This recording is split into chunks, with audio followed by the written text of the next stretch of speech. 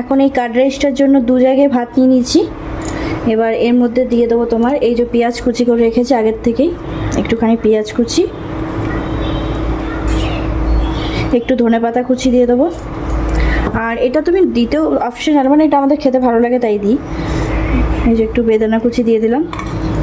আর তোমার এই যে ফোড়নটা করে রেখেছি এটা হচ্ছে তোমার কারি পাতা আর তোমার সর্ষে, তার সঙ্গে একটুখানি তোমার ওই ছোলার ডাল আর বিরি কলাইয়ের ডাল, এটা দিয়ে এটা ফোড়নটা, এটা খুব ভালো লাগে। আর একটু শুকনো লঙ্কা দিয়েছিলাম।